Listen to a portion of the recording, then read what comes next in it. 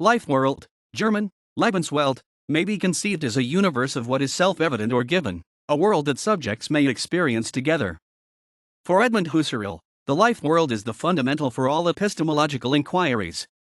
The concept has its origin in biology and cultural Protestantism. The life world concept is used in philosophy and in some social sciences, particularly sociology and anthropology. The concept emphasizes a state of affairs in which the world is experienced, the world is lived, German erlebt. The life world is a pre-epistemological stepping stone for phenomenological analysis in the Husserlian tradition. Edmund Husserl introduced the concept of the life world in his The Crisis of European Sciences and Transcendental Phenomenology, 1936. In whatever way we may be conscious of the world as universal horizon, as coherent universe of existing objects, we, each I the man and all of us together, belong to the world as living with one another in the world, and the world is our world, valid for our consciousness as existing precisely through this living together. We, as living in wakeful world consciousness, are constantly active on the basis of our passive having of the world.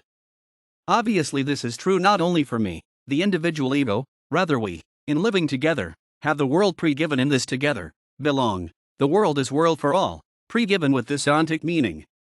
The we subjectivity is constantly functioning. This collective intersubjective pool of perceiving, Husserl explains, is both universally present and, for humanity's purposes, capable of arriving at objective truth, or at least as close to objectivity as possible. The life world is a grand theater of objects variously arranged in space and time relative to perceiving subjects, is already always there, and is the ground for all shared human experience. Husserl's formulation of the life world was also influenced by Wilhelm Dulce's life nexus, German Lebenszusammenhang, and Martin Heidegger's being in the world, German in der Welt sein. The concept was further developed by students of Husserl such as Maurice Merleau-Ponty, Jan Patočka, and Alfred Schutz. The life world can be thought of as the horizon of all our experiences, in the sense that it is that background on which all things appear as themselves and meaningful. The life world cannot, however, be understood in a purely static manner. It isn't an unchangeable background, but rather a dynamic horizon in which we live, and which lives with us in the sense that nothing can appear in our life world except as lived. The concept represented a turning point in Husserl's phenomenology from the tradition of Descartes and Kant. Up until then, Husserl had been focused on finding, elucidating, and explaining an absolute foundation of philosophy and consciousness, without any presuppositions except what can be found through the reflective analysis of consciousness and what is immediately present to it.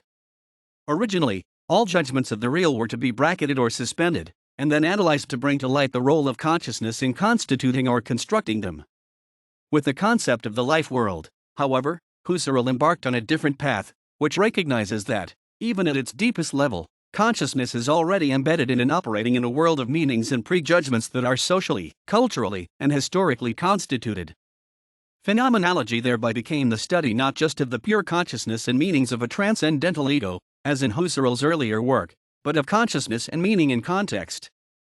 The life world is one of the more complicated concepts in phenomenology, mainly because of its status as both personal and intersubjective. Even if a person's historicity is intimately tied up with his life world, and each person thus has a life world, this doesn't necessarily mean that the life world is a purely individual phenomenon.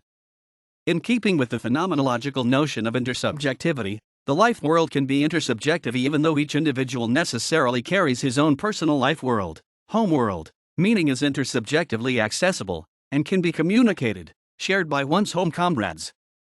However, a homeworld is also always limited by an alien world. The internal meanings of this alien world can be communicated, but can never be apprehended as alien. The alien can only be appropriated or assimilated into the life world, and only understood on the background of the life world. The Husserlian elucidation of life world provided a starting point for the phenomenological sociology of Alfred Schutz, who tried to synthesize Husserl's phenomenology of consciousness, meaning, and the life world with Max Weber's sociology and its focus on subjectively meaningful action. Jürgen Habermas has further developed the concept of the life world in his social theory. For Habermas, the life world is more or less the background environment of competences, practices, and attitudes representable in terms of one's cognitive horizon. Compared to Husserl with his focus on consciousness, however, Habermas, whose social theory is grounded in communication, focuses on the life world as consisting of socially and culturally sedimented linguistic meanings. It is the lived realm of informal, culturally grounded understandings and mutual accommodations. Rationalization and colonization of the life world by the instrumental rationality of bureaucracies and market forces is a primary concern of Habermas's two-volume theory of communicative action. For Habermas, communicative action is governed by practical rationality. Ideas of social importance are mediated through the process of linguistic communication according to the rules of practical rationality. By contrast, technical rationality governs systems of instrumentality, like industries, or on a larger scale, the capitalist economy or the democratic political government. Ideas of instrumental importance to a system are mediated according to the rules of that system. The most obvious example is the capitalist economy's use of currency. Self-deception, and thus systematically distorted communication, is possible only when the life world has been colonized by instrumental rationality, so some social norm comes into existence and enjoys legitimate power even though it is not justifiable. This occurs when means of mediating instrumental ideas gains communicative power, as when someone pays a group of people to stay quiet during a public debate, or if financial or administrative resources are used to advertise some social viewpoint. When people take the resulting consensus as normatively relevant, the life world has been colonized and communication has been systematically distorted. The colonization metaphor is used because the use of steering media to arrive at social consensus is not native to the life world. The decision-making processes of the systems world must encroach on the life world in a way that is in a sense imperialistic. When stripped of their ideological veils, the imperatives of autonomous subsystems make their way into the life world from the outside, like colonial masters coming into a tribal society, and force a process of assimilation upon it. The diffused perspectives of the local culture cannot be sufficiently coordinated to permit the play of the metropolis in the world market to be grasped from the periphery. The fragmentation of consciousness associated with the two Marxist concepts of alienation and false consciousness illustrate why, in Habermas' perspective, they are merely special cases of the more general phenomenon of life-world colonization. Social coordination and systemic regulation occur by means of shared practices, beliefs, values, and structures of communicative interaction, which may be institutionally based. We are inevitably life-worldly, such that individuals and interactions draw from custom and cultural traditions to construct identities, define situations, coordinate action, and create social solidarity. Ideally, this occurs by communicatively coming to understanding, German Verstehen, but it also occurs through pragmatic negotiations. Compare, Seidman, 1997:197. The life world is related to further concepts such as Pierre Bourdieu's notion of habitus and to the sociological notion of everyday life.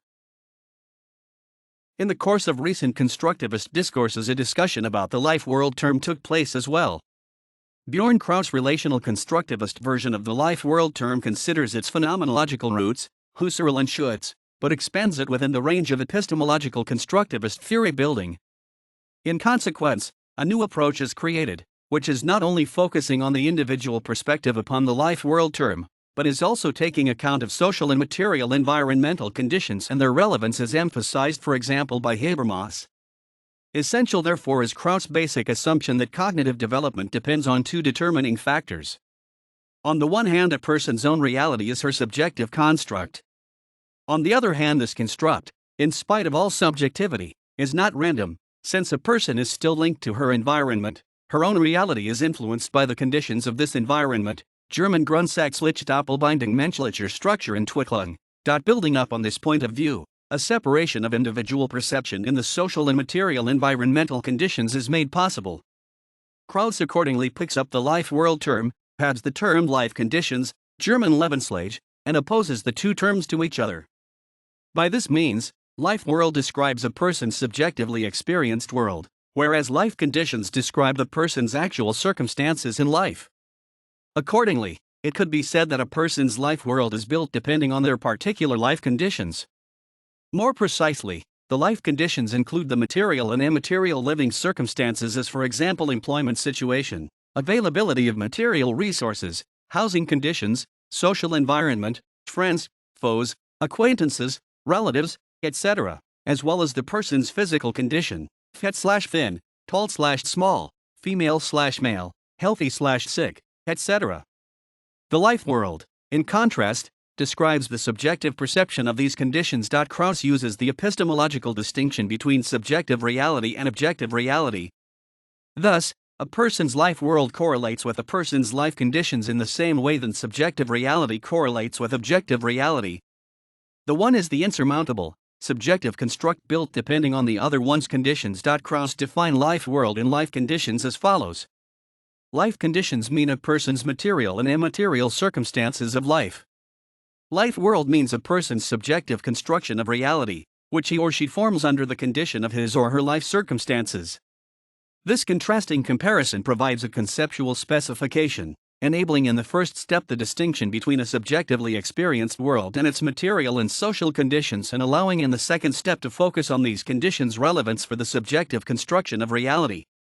With this in mind, Manfred Ferdinand, who is reviewing the life world terms used by Alfred Schutz, Edmund Husserl, Bjorn Krauss, and Ludwig Wittgenstein, concludes, Krauss' thoughts on a constructivist comprehension of life worlds considers the integration of micro-meso and macroscopic approaches, as it is demanded by Invernizzi and Butterwedge. This integration is not only necessary in order to relate the subjective perspectives and the objective frame conditions to each other, but also because the objective frame conditions obtain their relevance for the subjective life worlds not before they are perceived and assessed.